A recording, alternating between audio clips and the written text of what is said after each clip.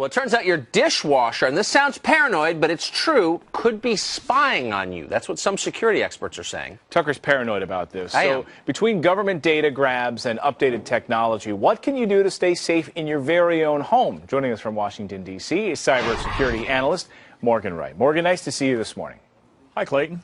I think some of maybe the more obvious ones, at least to me, because I'm a tech guy, are the ones we'll start off here talking about, your television and your cable box.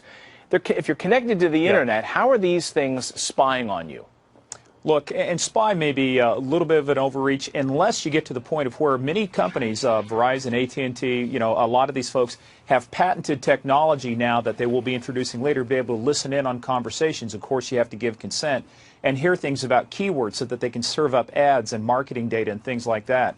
Now, however, if you can connect to the internet, that means somebody else can too. And so we've seen demonstration after demonstration and actual hacking to where somebody can hack into the TV, hack into the camera if it's attached to the TV, for example, if you use Skype, and turn these things on like they've done with laptops before. Yeah. Wow. Some of these new TVs that have cameras built right into them for Skype and other, You make me want to read just a newspaper. Now, dishwasher, dryer, and coffee maker. You're sending me into a frenzy of paranoia here. How are these devices spying on me?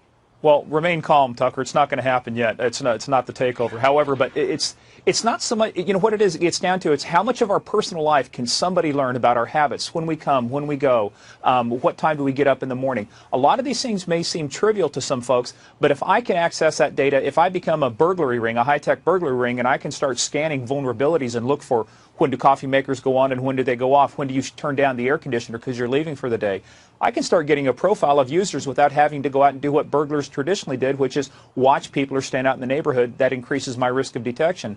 So these things start becoming automated. Which comes to our third point here. I have some of these things in my house. I was just telling Tucker in the commercial break. We have a Nest, which is our thermostat. It's a learning thermostat. It knows your patterns. It knows when you're home. It knows when you're away.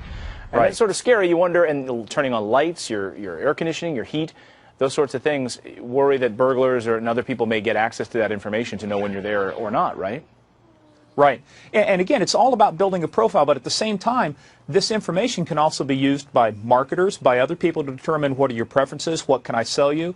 But again, then that information, now think about the other side, being a former detective, I would start looking for that information from a law enforcement side to say, are they running a grow operation for marijuana? Are they doing something illegal? Do I see abnormalities? Can I scan and find abnormalities and say, why is this guy using more power than anybody else? I mean, it does provide a host of information that the government eventually could use as well.